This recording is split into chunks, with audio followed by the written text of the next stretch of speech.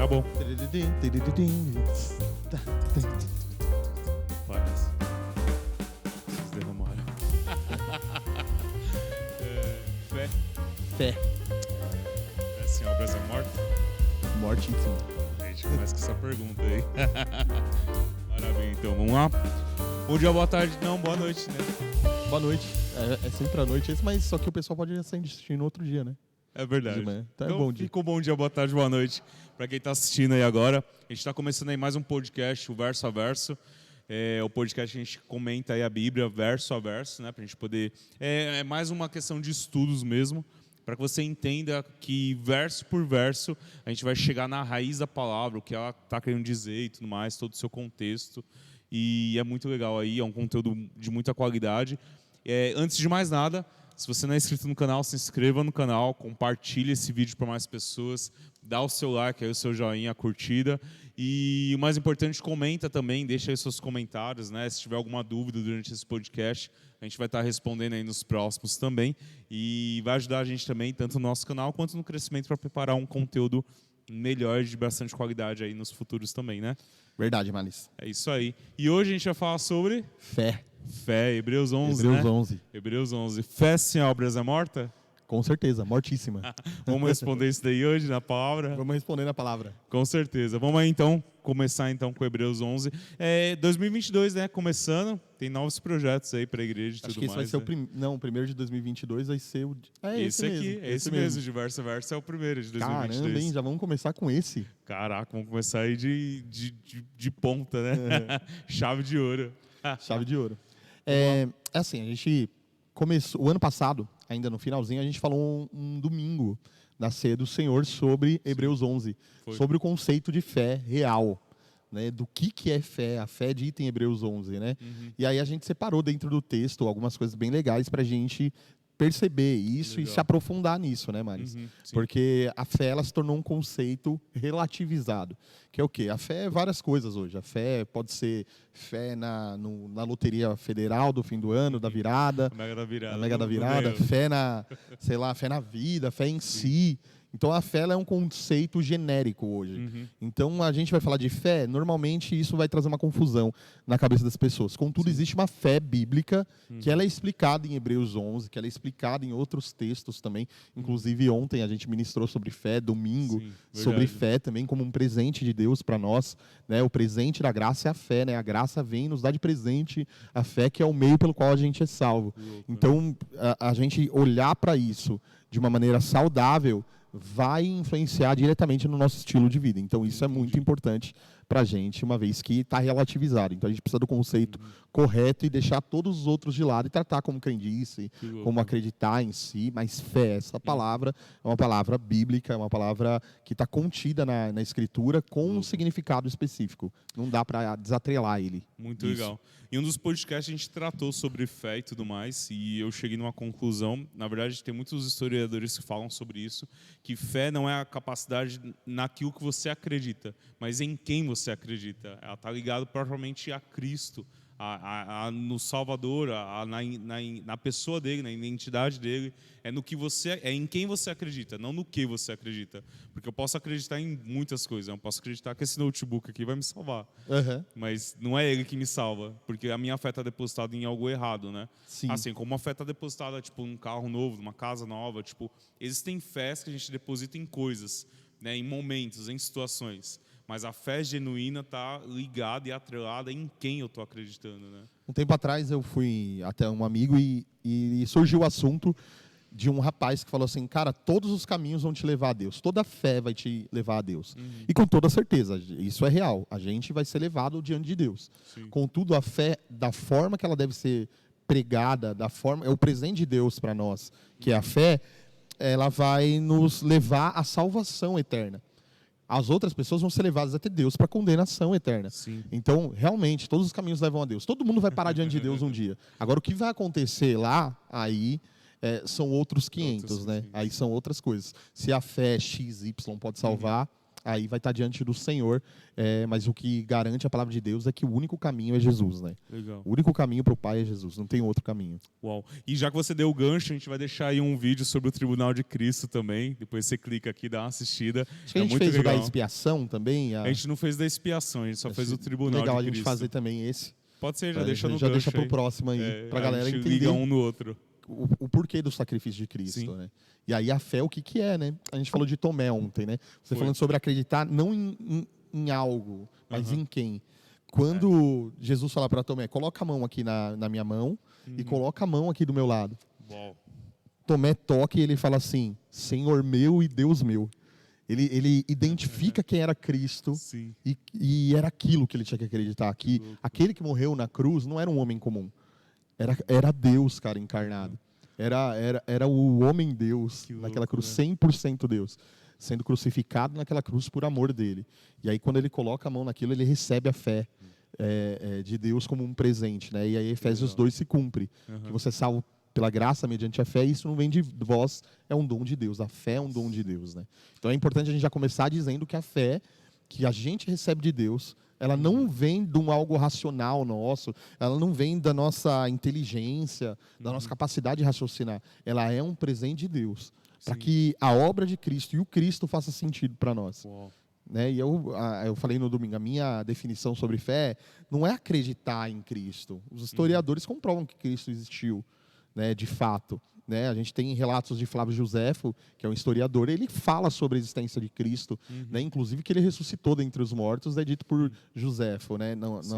Na história dos Hebreus. E olha que incrível isso. Então a história já fala sobre Cristo. Agora, crer que aquele que morreu naquela cruz e ressuscitou é Deus, é o Cordeiro de Deus que tira o pecado do mundo, e isso é só alguém que recebe de Deus a iluminação. Não tem como a gente associar, né, Marisa? E não vem de vós, é dom de Deus. Porque, vamos falar real, é difícil a gente falar assim, Cristo era um homem pobre na região da Galileia, lá, Palestina, que foi um idealizador de uma religião, isso estou falando na mentalidade desse povo mais crítico, mais cético. Então, ele foi um historiador lá daquela época que tinha ideais, pegaram ele e mataram ele em uma cruz. Então, beleza, é o lado mais racional da coisa. Como é que pode esse cara interferir diretamente na minha vida? Um cara que morreu lá no Oriente Médio, 2000 anos atrás. Interferir diretamente na minha vida hoje, 2020 anos depois. Né? Isso é a fé. É o crer na obra e no Cristo crucificado. E que isso implica na minha vida. Isso é fé. Uau, não é Covid, tá? É rinite mesmo. Eu sei como que é. E como a palavra arde no coração, né? Tipo, ela tá falando com a gente desde domingo e falando agora também. E, tipo, uma coisa vai ligando a outra, né? A gente vai aprendendo sobre graça, depois aprendendo sobre a pessoa de Cristo, sobre a fé e como isso se conecta de uma forma como que a gente precisa para poder acreditar realmente na obra que ele fez e tudo mais, né? Vamos partir pro texto? Vamos lá. Eu tenho primeiro uma colocação aqui, que é a seguinte. Tipo, a Bíblia não foi escrita em capítulos e versículos, ela era direta. Ainda mais uma carta, né? Essa daqui é a carta de algum escritor, a gente não sabe quem que é, que escreveu para os hebreus. Então, beleza, ele escreveu a carta direta, a gente deveria ler ela de forma direta. E aí o que a gente faz? A gente cadencia, né? Coloca lá os versículos e os capítulos. Eu tenho liberdade de olhar para esses capítulos e versículos e entender que talvez o capítulo comece no meio de um assunto. Isso acontece muito. Por isso que é importante você, se puder, imprimir as cartas direto e você ler como uma carta mesmo, lida. Porque aí você vai compreender o começo, o meio e o fim da carta. Né? E Hebreus, para mim, o capítulo 11, ele deveria começar lá no verso 35. Né? Então, verso 35 do capítulo 10. Legal. Então, a gente vai ler desde ele para a gente entender do que o escritor está tratando aqui. Vamos lá? Vamos lá. O verso 35 fala assim: por isso, não abram mão da confiança, da fé que vocês têm. Ela será ricamente recompensada. Vocês precisam perseverar, de modo que, quando tiverem feito toda a vontade de Deus, recebam o que Ele prometeu. Pois em breve, muito em breve, aquele que vem virá e não demorará. O meu justo viverá pela fé. Qual fé? De que Ele virá e não tardará. Essa é a fé. Isso que é a fé, acreditar que ele vem, é iminente a vinda dele. A gente crê que que ele vai rasgar os céus e ele virá. É óbvio, a gente acredita também que os eventos que vão preceder, eles vão nos avisar de que o Cristo está próximo. Mas o dia exatamente a gente não sabe. Ele vai rasgar os céus em um dia determinado e ele vai voltar. E essa é a fé que a gente vai carregar dentro da gente, que a gente deve perseverar. É isso que Paulo está falando para os hebreus. E esse ponto aqui é bem importante para a gente entender. Ele fala, o meu justo viverá pela fé. E se retroceder, eu não me agradarei dele. Nós, porém, não somos do que retrocedem e serão destruídos, mas dos que creem são salvos. Então, nesse primeiro ponto aqui já desse texto, ele já fala o que é fé de cara. Ele já fala o que é o conceito de fé. O conceito de fé é aquele que vem, virá e não tardará. Essa é a fé que a gente carrega no nosso coração. Hoje, essa é a fé que a gente carrega no nosso coração. A gente acredita que o Cristo, que morreu em uma cruz, voltará e vai resgatar a sua igreja novamente, o seu povo de novo. Então, dentro desse conceito, dessa ideia, essa é a fé pelo qual o escritor falou. Vocês devem perseverar nela, vocês devem brigar por ela, vocês devem estar firme nelas e não retroceder. Aliás, a gente não é dos que retrocedem, a gente prossegue crendo nisso, e esse é o nosso motivo de vida. Então, esse é o primeiro trecho para mim do capítulo 11. E aí começa o 11 de fato, falando assim, ora, a fé é certeza daquilo que esperamos e a prova das coisas que não vemos, pois foi por meio dela que os antigos receberam um bom testemunho. E essa primeira parte aqui, Maris, é uma dificuldade enorme para os judeus. Uma vez que na galeria de santos dos caras tinha Abraão, Jeremias, Isaías.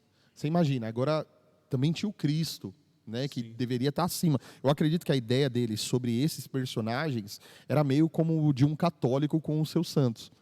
Eles tinham já tudo isso agregado na sua religião como importante. E outra é que a religião deles é muito sentimentalista e relacionada a todos os sentidos. Sim. Então, por exemplo, você entrava no templo, tinha um cheiro o templo. Ele tinha um ritual que era visto. Entendi. Os sacerdotes tinham uma roupa. Né? O cordeiro era sacrificado diante deles, para eles verem o cordeiro morrendo. Eles precisavam ver o sangue do cordeiro sendo aspergido sobre eles. Era ritualístico e visível. Ritualístico, né? E visível. Então ele está trazendo um novo conceito, não é um novo conceito, mas o conceito ideal de fé para aquele momento. Como que vai funcionar os rituais agora? Como que vai funcionar o sacrifício agora? Agora, a fé que vocês vão ter são em coisas que vocês não viram ainda. Alguém já viu o céu rasgando e o Filho do Homem descendo de lá? Só os profetas, né? Isaías viu em Isaías 63, né? Então, os profetas viram, mas não viram literalmente. Tanto que eles já têm uma confusão, às vezes, na colocação das coisas que eles viam. Né? Eles colocavam metáforas, assim, tipo, vi um cavaleiro, vi uma parada desse jeito, que não era exatamente o que eles estavam vendo, mas não sabiam identificar. Então, para trazer o entendimento, eles usavam metáfora, figura de linguagem, para as pessoas entenderem. Então, você vê que não era pleno, então. Eles enxergavam, mas era nebuloso ainda. E aí ele fala assim, agora vocês vão viver por uma fé que vocês não viram ainda. De coisas que vocês não viram. De coisas que ainda não aconteceram para vocês. E essa fé vai manter vocês na esperança. Vai manter vocês firmes. Então, o meu chamado para vocês, falar para vocês o que é fé, ela é convicção daquilo que você não viu ainda. Que é o Cristo rasgando os céus e voltando. Sim. Que esse é o conceito de fé que vocês devem perseverar. Uau. Então, por essa fé futurista, que os antigos receberam um bom testemunho. Porque para os antigos era o seguinte, Maris, eles olhavam para a cruz, por exemplo, como algo, como a forma que a gente enxerga a volta de Cristo. Era algo distante para eles, não era algo tão comum de se pensar. Né? O ano aceitável do Senhor, quem compreendeu, não conseguia vislumbrar aquilo acontecendo diante deles. Né? Não era concreto. Então, os caras falavam, olha, o Cristo vai morrer em determinado momento da história, porque foi dito a Adão, e a gente vai ver aqui no verso 2, foi dito a Adão, tal, e eles tinham uma perspectiva de que alguém morreria para pagar esses pecados. Sim. Alguém resolveria o problema do pecado como um sacrifício, né? Que os sacrifícios todos apontavam para um sacrifício maior. Então, eles criam nisso. E era algo absurdo, como a gente falar, Jesus vai voltar e vai rasgar os céus. Tá, como Deus vai descer na terra, ou vai dar um cordeiro dele para a gente, para morrer no nosso lugar? Como que isso vai acontecer? Como que vai ser essa história? Então ele fala assim, eles também receberam um bom testemunho. Porque eles criam que o Cristo viria. Criam, tiveram fé nisso. Sacrificaram por causa disso. Olhando para o Cristo. Então olha só, eles receberam um bom testemunho por causa da fé que eles tiveram no Cristo. Entendi. Então é incrível a forma que ele começa a conectar todas as coisas. E aí o verso 2. Quer falar alguma coisa? Acrescentar alguma coisa? Pode falar. O verso 2 ele fala assim: foi por meio dela que os antigos receberam um bom testemunho. E o 3. Pela fé, entendemos que o universo foi formado pela palavra de Deus, de modo que aquilo que se vê não foi feito do que é visível. Essa parte aqui a gente falou no dia que eu preguei, né? Falamos. Então, assim, o que foi criado, a matéria-prima do que foi criado é invisível. Sim. Então, o que a gente vê é fruto do invisível. Logo, eu poderia falar assim, você consegue constatar que tem uma montanha na frente da igreja, aqui, na parte de trás, aliás, quando você olha para ela. Mas a fé que a gente tem de que Cristo voltará, de que Ele foi sacrificado numa cruz, e isso empenha na minha vida, a fé que eu acredito nisso, ela é mais real do que o que eu constato com os meus olhos. Porque o que foi criado por algo que nós não conseguíamos ver. Então, logo o que a gente enxerga não é real. O que é real é o que traz a proporção da criação. É o que trouxe à tona a criação. Então, tudo que a gente vê é fruto daquilo que a gente não vê. Verdade. Quem criou foi o invisível. João vai falar isso quando ele vai falar sobre Cristo, né? Que era o verbo, no princípio era o verbo, né? E o verbo estava com Deus e o verbo era Deus. Aí você vê o verbo, a palavra viva, criando as coisas e depois dela se tornando matéria mesmo, né? Sim. Tipo, aqui na Terra para mostrar, eu sou a palavra, né? Demais isso, né? Muito, muito. Então, a gente vê que o invisível tem poder sobre o visível. Então, eu acreditar que a montanha está aqui na frente e constatar isso, é no mínimo burrice, porque eu não consigo entender de onde veio isso. De onde veio, de onde surgiu isso. Quem nasceu primeiro, o ovo ou a galinha, né? A dúvida é cruel para algumas pessoas. Para algumas pessoas é cruel isso. Mas é tão simples, cara. Sim. Quando você olha ali a criação toda nas mãos de um Deus que fez a complexidade da existência, cara. Sim. A complexidade de uma gota que cai de uma nuvem, né? Ou de uma folha que tem uma composição química tão parecida com o nosso. Algumas coisas na composição que mudam. A terra, cara, que é tão complexo. Os animais que são complexos. Tudo isso precisa necessariamente de um criador. A nossa criação mente anuncia, né? anuncia. Ela está anunciando, tem um criador, cara. Exatamente. Isso não existe por si. Isso não tem leis por si. Não existe uma lei por si, Males. A lei ela precisa ser criada por um legislador. O sol se põe e nasce todo dia na mesma hora, cara. E pode acontecer o que for, o sol vai nascer. Porque tem um legislador que cuida de tudo isso, que criou tudo isso. A nossa mente, cara, é um software incrível. Mas o software, você pode dizer bem isso, só pode existir se tem um programador, né? Exatamente. Tem que ter um programador. Ele não existe por si só. Sim. Alguém programa. Depois ele pode até tocar as coisas lá com algoritmos, né? Mas, cara, quando a gente olha isso, a gente fala assim, caramba, tem algo por trás disso tudo que criou tudo isso. Sim. E aí Paulo está falando, o Deus que te faz olhar para uma montanha e constatar que é real, que criou isso com a palavra dele, é o mesmo Deus que com a sua palavra prometeu que vai voltar. Uau. O mesmo Deus, cara, que criou o que a gente toca por meio da palavra dele. Sim. Essa mesma palavra é a garantia de que ele vai voltar. Então, como que eu vou duvidar desse Deus, cara? Como que eu vou duvidar? Os meus olhos, aí eu posso falar para você que a minha razão me pede para crer que Cristo vai voltar, cara. Sim. Porque quando eu olho as coisas criadas, eu falo, isso foi criado pela palavra do mesmo que prometeu que volta, do mesmo que prometeu que vai me tirar desse contexto aqui. A promessa se torna mais real, na verdade. Mais real. Ela é real. E é isso que vai acontecer. Né? É isso que Paulo está falando. Essa é a fé. Você não viu. Mas tudo conecta de tal forma que dentro de você vira uma convicção. Exato. Dentro de você vira uma convicção forte de que Cristo voltará. Por quê? Porque tudo que eu olho diz que Cristo voltará. Tudo que eu enxergo diz que Cristo voltará. O céu, que é lindo, maravilhoso, ele está anunciando que Cristo há de voltar. Porque a mesma palavra que criou o céu é a palavra que garante que Cristo vai voltar, cara. Como que eu vou duvidar disso? É eu duvidar da criação de Deus. Que Deus criou todas as coisas por meio da sua palavra. Se Ele criou por meio da sua palavra e prometeu que vai voltar, não tem dúvida no meu coração. Eu creio que ele vai voltar, como eu creio que tem uma montanha ali na frente. Como eu creio que o céu é azul e que de vez em quando ele tem nuvens e que chove e que é noite. Como eu tenho essa convicção, eu creio que ele vai voltar. Então, essa convicção que o escritor estava falando. Sim. É uma convicção que vai te levar a ela e falar, não tem como ser diferente disso. Tem que ser isso. Entendeu? Louco. E é incrível isso. E eu não sei se você teve essa sensação, ou a pessoa que está em casa teve essa sensação, de que estralou dele e falou, pô, é verdade, eu tenho uma convicção, Sim. né, Exatamente diante isso. disso. Eu tenho uma convicção Louco, diante né? disso. E, na verdade, dentro de mim muda o conceito de fé, porque a gente sempre fala, né? Tipo, eu vou ser curado pela fé, ou sei lá, vou conquistar as coisas pela fé, alguma coisa nesse sentido. E não tem a ver comigo, né? Não tem a ver com as minhas conquistas, tem a ver com quem ele é de fato, né? Tipo, a gente está falando de fé, mas fé em que... Qual que é o conceito de fé? O conceito de fé é que existem todas as coisas foram formadas por ele, e ele prometeu que vai vir um dia, vai voltar, e a minha fé é baseada nisso, nessa certeza, nessa convicção, e não em algo que eu vou conquistar, algo desse tipo, né? Demais. É muito louco. E isso tira esse peso da gente querer conquistar as Sim. coisas pela fé. Né? Uhum. Porque usar a fé para conquistar essas coisas não faz sentido. Exatamente. Contudo, por exemplo, você falou sobre ser curado pela fé.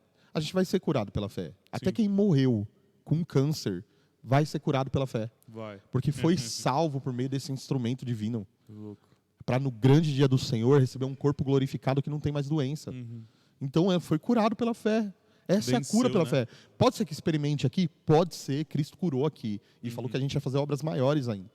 Então ele fez, ele mostrou pra gente que é possível, ou que E é acontece, a gente dentro do vê conceito de isso fé, é isso que acontecendo também, né? acontece. Sim. Né? O impossível acontece. Contudo, beleza, eu não provei de um milagre aqui, eu não tenho fé, você não teve fé o suficiente. Não, talvez, ou com quase 100% de certeza, o Cristo providenciou essa cura e levou ela na cruz mesmo.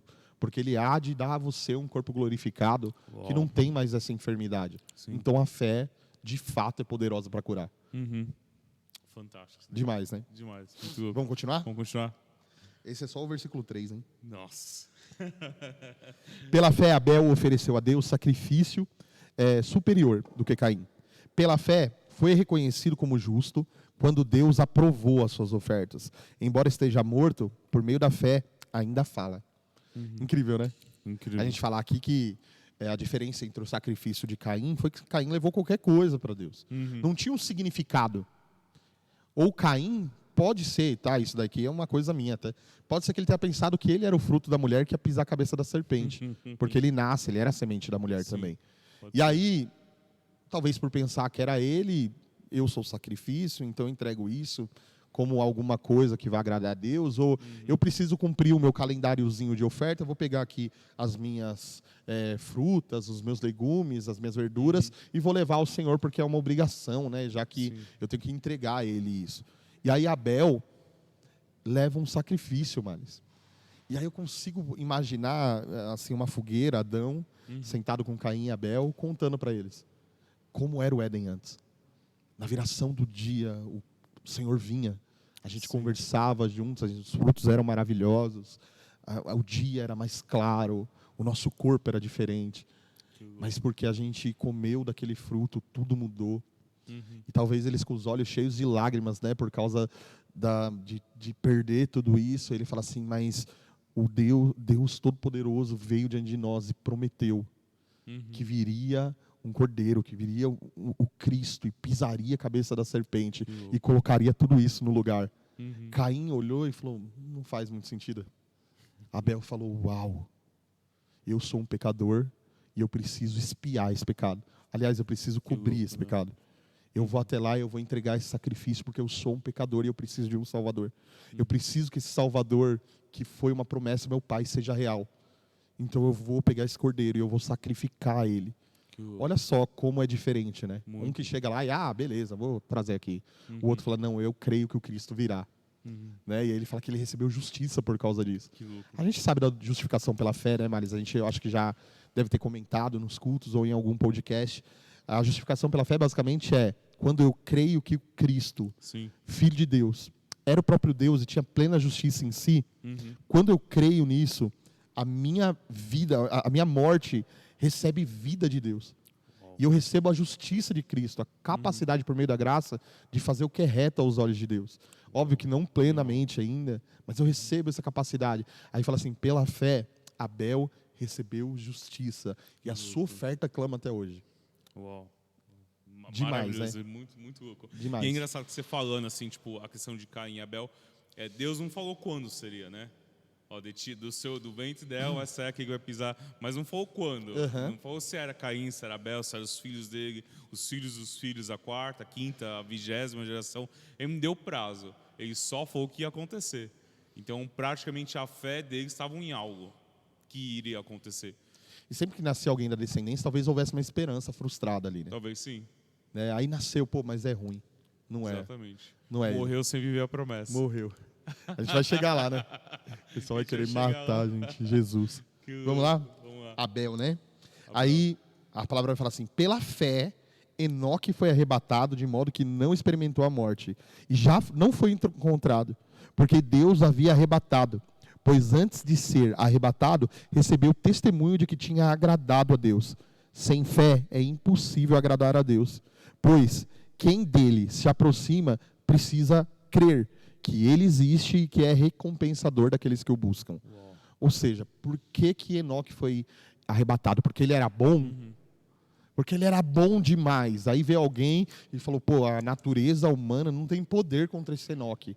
Né? Ele já é glorificado em vida, né? Ele conseguiu a perfeição. Beleza, se ele era perfeito, por que ele não morreu então na cruz para pagar os pecados dos outros? Porque ele cria em alguém superior a ele. De modo tão perfeito, tão pleno, ele entendeu de maneira plena, Males, que Deus achou por bem falar, Enoque, essa fé é tão genuína e perfeita que eu quero você para mim, cara. Transladar, a Aline trabalha com aviação, minha esposa, e ela fala que translado é quando você viaja de um lado para o outro. Ou seja, ele recebeu uma passagem só de ida para a presença de Deus, cara. Ele transladou Enoque daqui para lá por causa da fé. Que louco, né? E aí a gente vê um Deus tão grandioso, né? Essa fé não era natural. Não era um Enoque especial. Mas ele deu a Enoque essa fé. E ele trouxe Enoque para si. Ou seja, ele é o autor e consumador da nossa fé. Ele projetou a nossa fé. Sim. E ele consumará a nossa fé no dia dele. Né? E Enoque, por causa da fé, foi arrebatado ao Senhor. Tamanha plenitude da convicção que ele encontrou no Cristo. E é engraçado, porque imagina você, tipo, vai sair aquele que vai pisar a serpente, aí nasce você. Aí você fica o tempo inteiro pensando, será que sou eu? Será que sou eu? E dentro de você, tendo a convicção que não é você. Você é pecador como qualquer um outro. Não, no primeiro erro você já fala, não sou. Não sou eu. Passo bastão. Isso que é legal em Abel, né, por exemplo. Ele poderia também falar, sou eu. Sim. Mas aí, cara, não sou eu. Eu preciso de um salvador, de alguém maior. Essa convicção era de pequenez. Sim. Diante da natureza humana. E entender na condição. De entender, de falar assim, pô, não sou eu. Eu não sou o meu salvador. Eu preciso de um salvador. Louco, né? E aí eles entregavam na expectativa de que o Cordeiro de Deus viesse e arrancasse o pecado do mundo para sempre. Né? E aí eles entregavam aquele cordeirinho na esperança de que fosse pleno um dia. Olha, um dia o Cordeiro de Deus vai tirar isso para sempre. A gente não vai mais precisar vir aqui e falar de todos os nossos pecados para o sacerdote e ver o cordeirinho que a gente cuidou com estima ser sacrificado diante dos nossos olhos. Não, agora já era. Acabou. Agora o Cordeiro de Deus foi sacrificado por mim. Né? E Hebreus vai até tratar desse assunto, né, como o sacrifício superior. O 7. Pela fé, Noé, quando avisado a respeito das coisas que ainda não se viam, movido por santo temor, construiu uma arca para salvar a sua família. Por meio da fé, ele condenou o mundo e tornou-se herdeiro da justiça de Deus, segundo a fé. Aqui também é demais, né, cara? Já vai falar de Noé. Vai virar uns 4 episódios. 4 episódios. Noé. Por que ele construiu a arca? Porque Deus avisou para ele, vai acabar o mundo, pô. Sim. Vai cair água aqui e vai afogar todo mundo. Mas você não, você vai construir uma arca. Porque eu tenho uma promessa para cumprir. Que louco. Você tem fé nessa promessa, Noé? Tenho. Qual é o tamanho dela? Muito grande. Eu vou construir uma arca porque eu creio nisso. E aí a gente percebe que não é mérito. Porque conforme ele constrói a arca e faz aquilo que Deus queria que ele fizesse, ele recebe uma justiça do Cristo, cara. Ele creu, a semente não veio ainda, ela virá. Apesar de ser eu quem vai fazer aqui a arca, o mundo vai ser condenado por causa dessa fé que eu tenho, eu vou fazer a arca e o mundo vai ser realmente condenado, todo mundo vai morrer. A arca, normalmente, a galera tem aquela visão meio infantil do Sim. arco-íris, os bichinhos cantando lá de dois dentro, em dois os anos. animaizinhos. Mas na hora que a porta fechou, Deus fechou ela por fora. Foi. Porque pode ser que Noé fosse movido a abrir a arca e querer salvar mais alguém, né? Sim. E do lado de fora da arca, um monte de grito, de morte. E na hora que eles colocavam a cabeça para fora e a chuva tinha parado, tinha um monte de corpo boiando. O desespero das pessoas gritando, né? Afogado, pô. Afogado. Difícil demais, né? Muito difícil. E aí Noé estava lá dentro e ele falou, não, a semente está em mim, cara. Essa semente vai ser preservada, porque Deus falou que viria um cordeiro que pisaria a cabeça da serpente, que tornaria tudo isso daqui do jeito que era antes. E porque ele creu nisso, ele recebeu justiça de Deus, cara. O que é a justiça de Deus? Não é? Pega todos os seus pecados aí, que você cometeu, a bebedice que você fez, às vezes que você desacreditou, pega tudo isso e deposita lá no Cristo, lá na frente, porque o Cordeiro de Deus vai ser morto no seu lugar pelo teu pecado. Louco. E a justiça dele vai penetrar o teu coração. Sim. Olha que coisa incrível que acontece Incrível. com incrível. Noé, né? Incrível. Vamos continuar lendo? Vamos lá. Pela fé, Abraão, quando chamado, obedeceu e dirigiu-se a um lugar que mais tarde receberia como herança. Embora não soubesse para onde estava indo, pela fé peregrinou em terra prometida, como se estivesse em terra estranha. Viveu em tendas, bem como Isaque e Jacó, co-herdeiros da mesma promessa. Pois ele esperava a cidade que tem alicerces e o edificador é Deus. Esse primeiro ponto aqui é impressionante, né? Sim. Vamos lá. Deus chega e fala assim: Abraão, você está aí na casa do teu pai, pode ser que tenha problema familiar, alguma coisa do tipo. Dizem que era uma família idólatra. Então, eu vou te mandar para um lugar onde a terra vai ser sua, aonde você vai ter um povo enorme. Cara, você vai ser pai de nações, cara. E eu vou prosperar os seus caminhos, benditos são os que te abençoarem, malditos que te amaldiçoarem. Que coisa maravilhosa, proposta linda. Sim. Aí, Abraão sai da terra da casa do pai dele e vai viver como peregrino, mano. Aí ele chegava na terra lá e armava a barraca, a tenda dele, junto com a família dele. Chegava lá o proprietário e falava, mano, o que você está fazendo aqui? Ele falava, não, Invasor, né? Deus me deu essa terra. Te deu, mas vai para outro lugar. E ele pegava e ia. Sim. Porque a prisão dele não estava naquilo que era material e físico diante dos olhos dele. Ele aguardava uma cidade superior cujo arquiteto é Deus. Quando Deus falou, sai da tua casa, da tua parentela, ele intrinsecamente entendeu que essa promessa para ele era uma terra diferente da que ele estava pisando. Sim. Era a plenitude, era o Éden, cara. Muito provável. Era né? algo muito melhor do que aquilo que ele estava pisando. Ele pisava, tinha gigante, tinha luta, tinha água que tinha que fazer poço, tinha um monte de coisa que tinha que mentir, Tinha briga. briga, tinha rei na terra que Deus deu para ele. E aí Abraão, para não pirar, eu acredito que ele olhava para os céus, as estrelas, ele não viu, cara, as estrelas dos céus, os descendentes dele assim. Sim. Ele não pisou na terra. A gente leu. A areia, né? Descendência como a areia do mar. A gente leu no último podcast sobre Estevão. Sim. Estevão falou o seguinte: Abraão não recebeu a promessa de terra nem para colocar o seu pé, cara. Do tamanho de um pé. Ele não tinha terra aqui. Porque ele estava aguardando algo que era superior a isso. Sim. Ele estava aguardando algo muito maior do que isso. E ele não pirou. Ele não pirou falando, caramba, Deus não me ama, ele me tirou da casa do meu pai, e agora eu estou andando aqui, eu não tenho nem onde ficar, O não. entendimento de quem acredita na promessa e acredita em Cristo, né? Demais, cara. Porque você chegar nessa conclusão só pode ser pelo Espírito Santo. Só. Não tem como ser por outra pessoa, porque Estevão chegou nessa conclusão lendo as Escrituras. Exatamente. E vendo realmente que Abraão recebeu uma promessa que ele não viveu essa promessa. Não foi cumprida aqui fisicamente, né? Não foi. Que louco. E isso é demais, porque ele não pirou por causa da fé, cara. Sim. Aí vai dizer aqui, ó.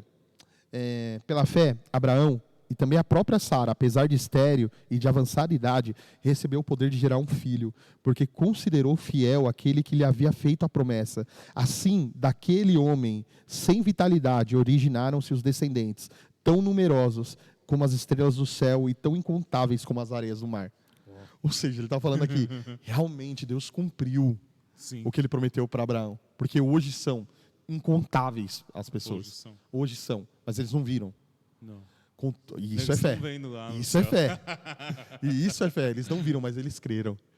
Eles creram de maneira tão forte, Maris, que Sara era idosa. Cara, você já parou para pensar numa pessoa bem idosinha assim? Ela era idosa. E quando Deus anuncia, ela sorri, né? Ela ri, porque era uma coisa muito difícil de acontecer. Contudo, quando ela ouve aquilo do Senhor, aquela notícia do Senhor, a palavra fala que tanto Abraão quanto ela vão para dentro da tenda e eles vão fazer o que é necessário para nascer um filho, cara, apesar de idosos. Porque eles falaram da nossa semente. Essa semente aqui, que Deus falou para Adão, está passando por nós hoje. E a gente vai gerar ela. Então, pela fé, a gente vai se deitar aqui. Pela fé, a gente vai gerar alguém que vai dar continuidade, porque da nossa família há de sair a semente que vai abençoar todas as nações. Ontem você falou uma coisa no culto que eu acho muito impactante, quando você falou assim que não depende de você, vai se cumprir de um jeito ou de outro, porque não depende do que você é, de quem você é ou do que você vai fazer. Não se trata de você, se trata de quem ele é, né? E aí você vê Sara nesse papel, nessa condição, porque ela duvidou, mas Sara, a fé não é sua, ela é minha fé. O que você precisa para ter fé? Ter um filho? Ter um filho? Vou te dar o filho. Tá o filho, na velhice. Na velhice. Pra você acreditar e saber que sou eu de verdade. Muito louco isso daí. É muito louco, porque ela não é um processo racional. Sim, exatamente. Ela é um processo de convicção e posteriormente se torna racional. Mas a princípio, a razão ela se torna nada. Se não vem o dom de Deus para começar a trabalhar um processo de razão fora dos processos comuns, Maria, ninguém compreenderia, cara. Não. Ninguém compreenderia.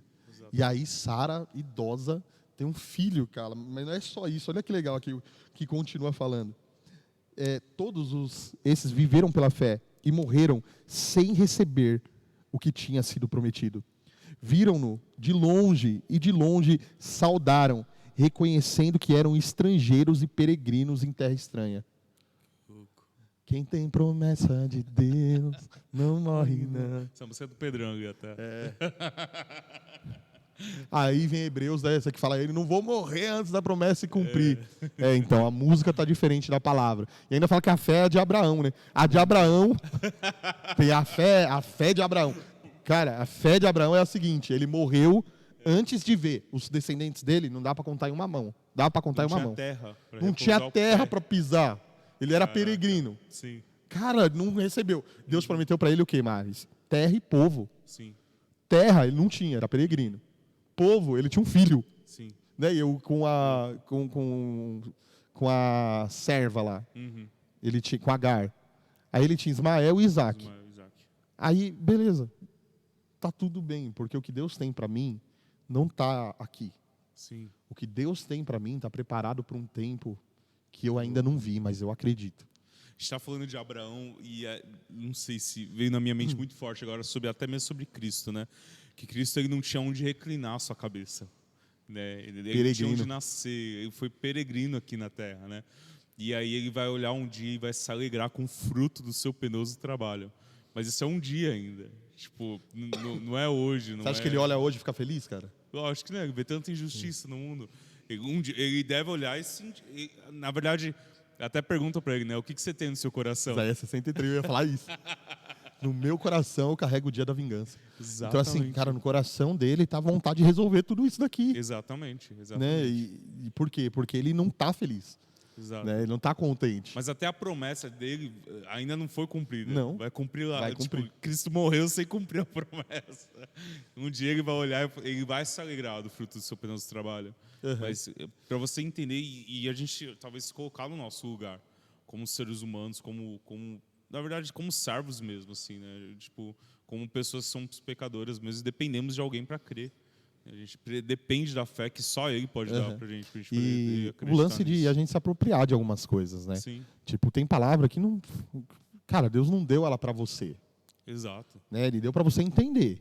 Né? Para você ler lá, pesquisar e tal. Mas, cara, não pense que você é o centro da Bíblia. Que, uau, ele não viveu as promessas aqui, então eu também vou morrer sem viver as promessas. Não estou falando disso. Exato. Né? Eu estou falando que essa música está errada porque Abraão não provou da promessa. Ele não provou. A fé de Abraão fez ele saudar de longe. Isso é muito doido, né? Saudar de longe e falar, caramba, o Senhor me mostrou. Eu estou feliz pra caramba. Porque eu era idoso e dei à luz um filho. E quando eu fui sacrificar o meu filho, apareceu um cordeiro. Ele falou assim, esse daqui é o cordeiro que vai ser sacrificado no lugar do teu filho, cara.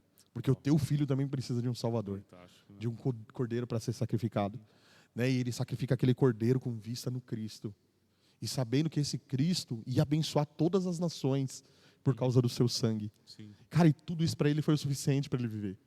E aí, cara, isso é uma lição pra gente, Miles. A gente não precisa ser protagonista em tudo, cara. Exato. Você vê esses caras todos, eles eram só coadjuvantes diante do Cristo. Cristo era a história. Cristo era o centro da palavra. O papel principal é dele. É dele. E a gente aqui hoje não, porque a gente é incrível, a gente isso, a gente aquilo, né? Aceita Jesus hoje, você chega a Ele. Olha como essa palavra faz sentido. E aí agora você abraça essa palavra, porque tem uma graça que você recebe no momento que você recebe o Evangelho para você poder levantar a mão e aceitar Cristo, né? Não foi ele, não foi você que aceitou Ele, cara. Não foi. Ele é o centro de tudo. Ele é o autor e consumador dessa fé. Sim. Né? E aí Abraão saudou de longe e falou, estou satisfeito, cara, estou feliz. Estou feliz porque só a promessa já encheu meu coração. Sim. Porque aquele que prometeu, criou essa montanha que eu estou pisando aqui e esse céu que eu estou olhando cheio de estrela. E ele, o mesmo que criou com a palavra dele isso, está prometendo que em mim todas as famílias serão benditas. Que em mim vai ter uma terra para eu pisar que vai ser uma herança.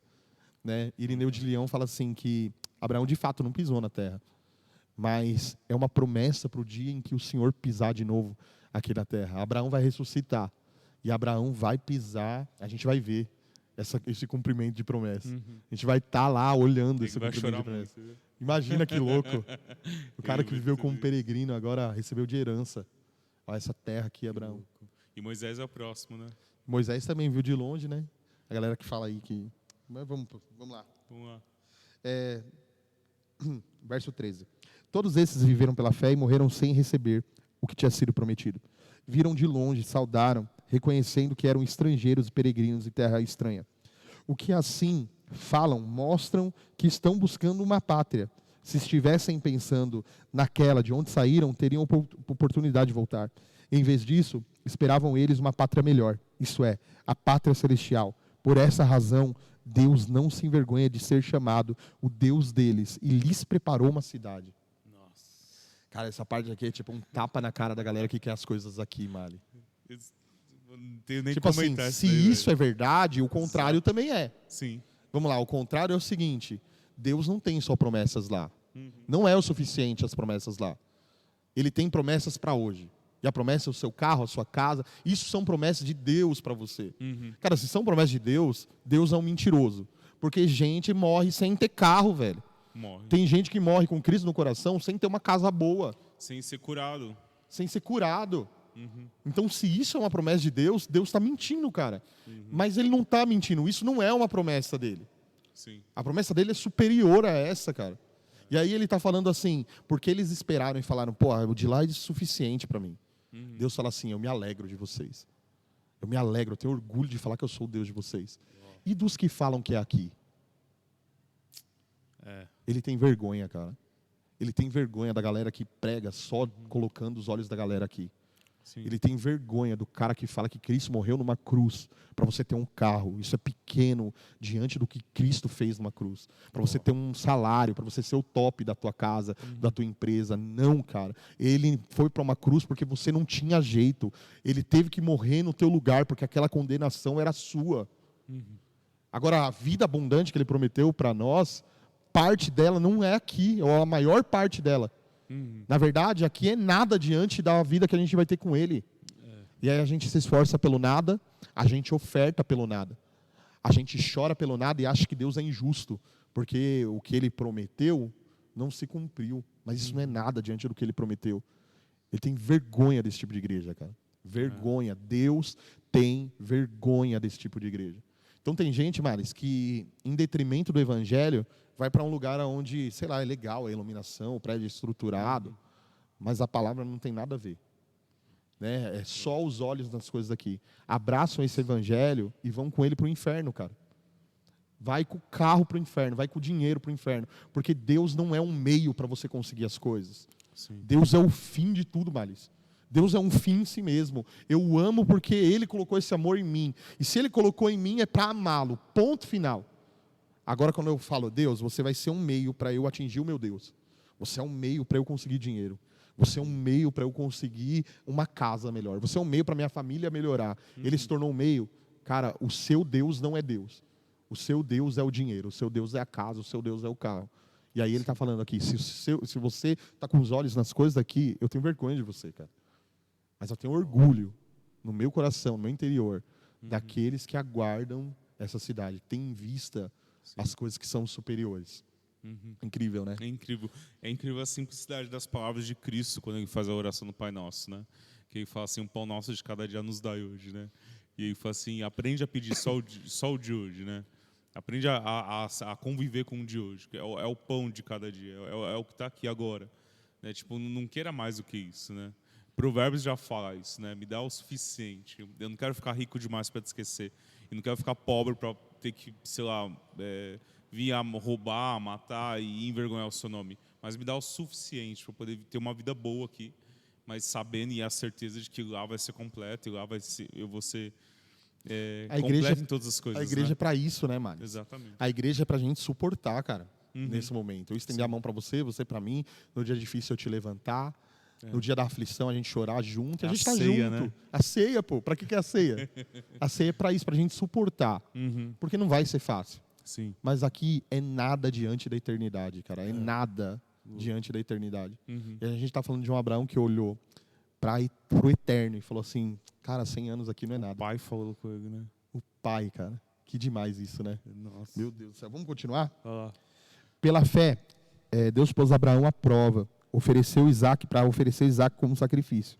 Aquele que havia recebido a promessa estava a ponto de sacrificar o seu único filho. Embora Deus lhe tivesse dito, por meio de Isaac, a sua descendência será considerada, Abraão levou a prova, levou em conta o que Deus poderia ressuscitar ele dos mortos figuradamente. Recebeu Isaac de volta dentre os mortos. Pela fé, Isaac abençoou Jacó e Jacó Esaú. Aqui nessa parte de Isaac, aqui é o que a gente falou. Ele leva Isaac lá e fala assim, mas Deus tem uma promessa, pô. Se ele tem uma promessa, Isaac ressuscita. É o que o escritor está falando aqui. Sim, ele exato. pode ressuscitar Isaac. E se ele ressuscitar Isaac agora ou no dia dele, a promessa vai continuar. Eu creio na promessa. Exato. Pronto. Ele é real. Ele é real e eu creio. E aí, a ponto de ir sacrificar mesmo. De colocar em xeque o que Deus tinha dito. Mas aquele que criou tudo, Males, não ia voltar atrás da sua palavra. Jamais. Não, pega o cordeiro vai no lugar dele. Vamos continuar lendo. 19, 20. Pela fé, Isaac abençoou a Jacó e a Esaú, com respeito ao futuro deles. Pela fé, Jacó, na beira da morte, abençoou cada um dos filhos de José e adorou a Deus, apoiado na extremidade do seu bordão. Pela fé, José, no fim da vida, fez menção ao êxodo dos israelitas e deu instruções acerca dos seus próprios ossos. Pela fé, Moisés, recém-nascido, foi escondido durante 3 meses pelos seus pais, pois eles viram que a criança não era comum e temeram o decreto do rei.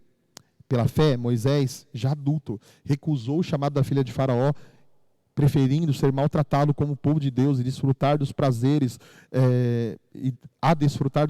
do pecado durante algum tempo. Por amor de Cristo, considerou sua desonra uma riqueza maior do que os tesouros do Egito, porque contemplava a sua recompensa. Cara, enxergar Cristo aí, né? Ele enxergou Cristo. Caraca, e ele contemplou a recompensa. Moisés não pisou na terra prometida. Cara, é porque ele não pisou lá ainda. Ele viu a recompensa do que ele ia receber, cara. Sim. E ele viu Cristo. E ele falou, né? O escritor falou isso. Futuramente, Atos no capítulo 7, Estevão falou o seguinte, que Moisés fala assim, vai existir um profeta nos meus moldes, que também vai tirar a galera, vai existir um outro êxodo, né? E ele vai ser nos meus moldes. Ele estava falando de Cristo. Ou seja, ele viu o período em que Cristo vai retirar a gente daqui para o período do milênio, cara. Da restauração de tudo, né? Tirar a gente dessa condição, né? Sim. E como a figura de Moisés é a contracena com a figura de Cristo, assim, é muito similar a história dos dois. E Moisés entender mais uma vez que ele não era o Cristo. Eu não sou o Messias. Tipo, Ele fez menção a um profeta maior. Exatamente. Tipo, pela fé ele fez isso. Ou seja, ele falou, eu preciso de um Salvador também. Exato. E aí ele olha a Terra Prometida e a galera acha que ele olhou Canaã físico, né? Não, cara, não foi isso. Exato. O que ele está falando aqui é que ele estava com os olhos na recompensa que ele receberia do Cristo. E por isso ele teve firmeza, cara. Ele teve firmeza de passar pelo que passou. Que louco, né? E aí, muito doido isso. Vamos lá. Ah. Pela fé, ele celebrou a Páscoa e fez a aspersão do sangue para que o destruidor não tocasse nos filhos mais velhos de Israel. Vocês sabem que é a Páscoa, né? Ele sacrificou um cordeiro, Males. Ele falou, eu sou incapaz de proteger vocês, mas tem um cordeiro, o cordeiro de Deus.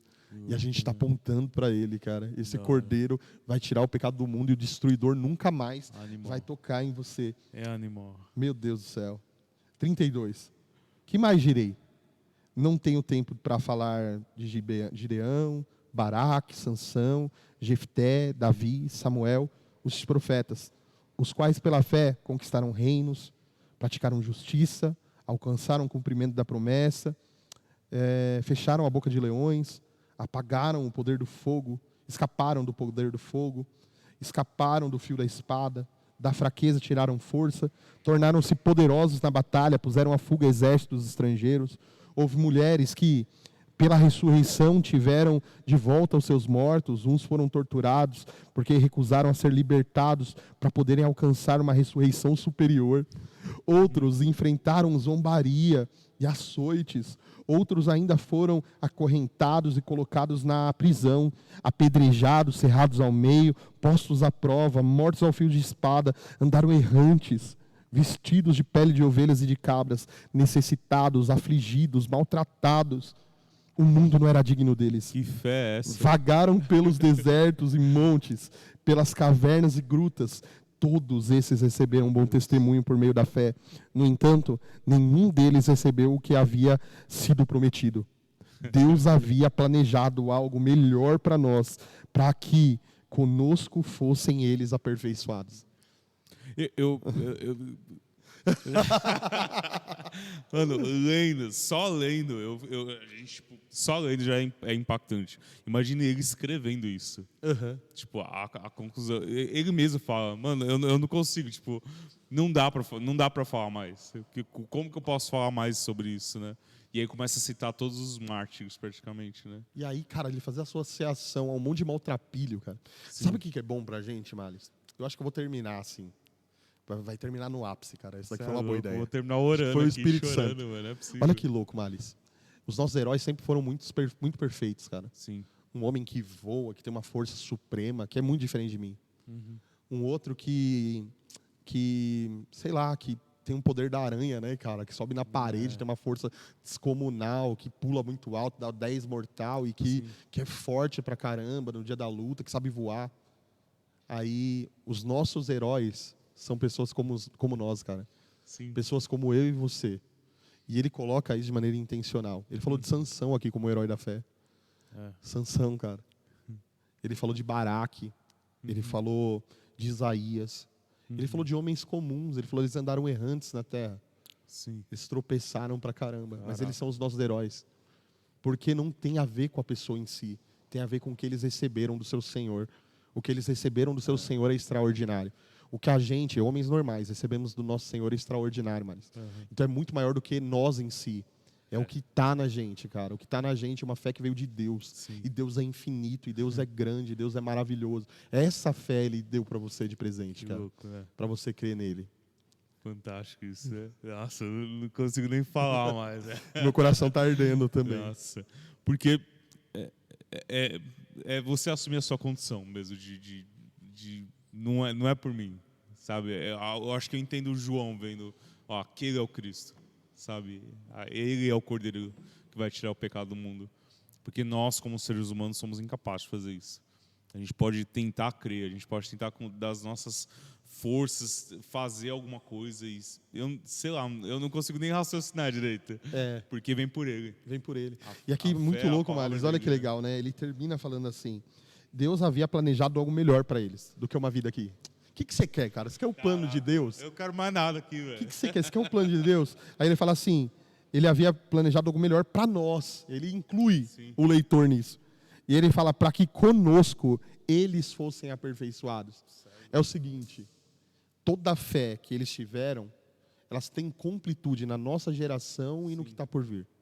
Tudo que eles acreditaram vai passar pela linha do tempo. A gente sem eles ia ser uma fé sem fundamento. Sim. Eles sem a gente não ia fazer sentido também. Caraca, Então, quem que ia ser a areia ou a estrela do céu, senão nós? Então, a gente aperfeiçoa isso. Sim. E isso é uma honra para a gente.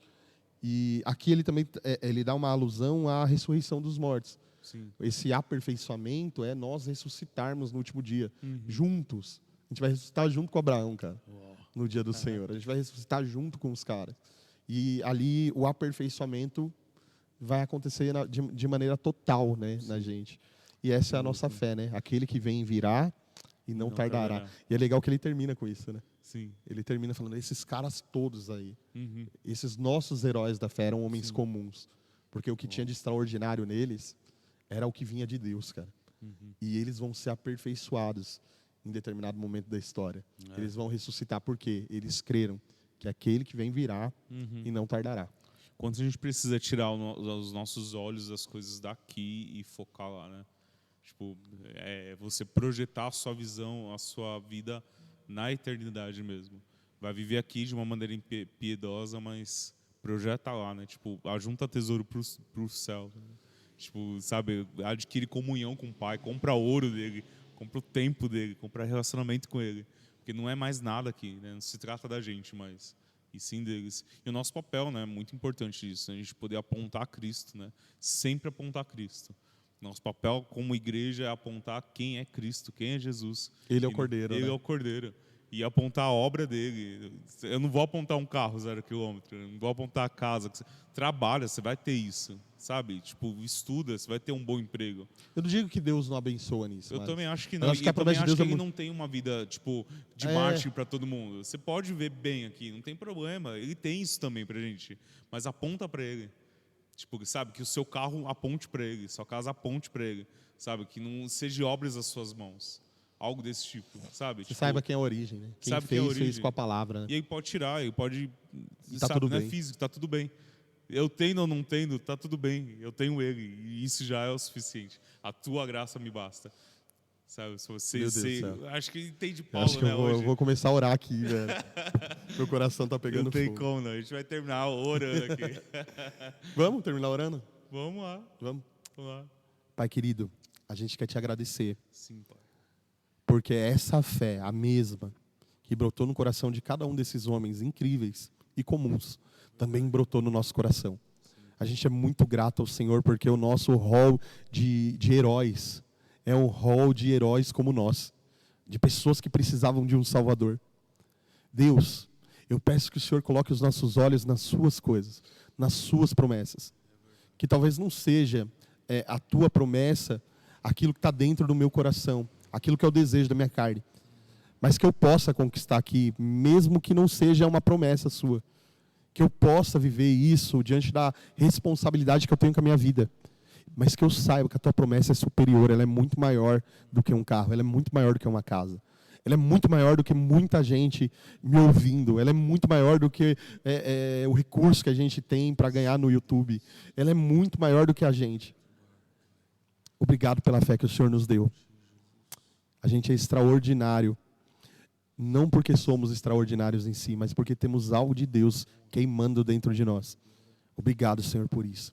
Amém. Amém. Meu Deus. Amém. Ora em casa. Até a próxima. Deus abençoe. Deus abençoe. Tamo Tchau, juntos. tchau.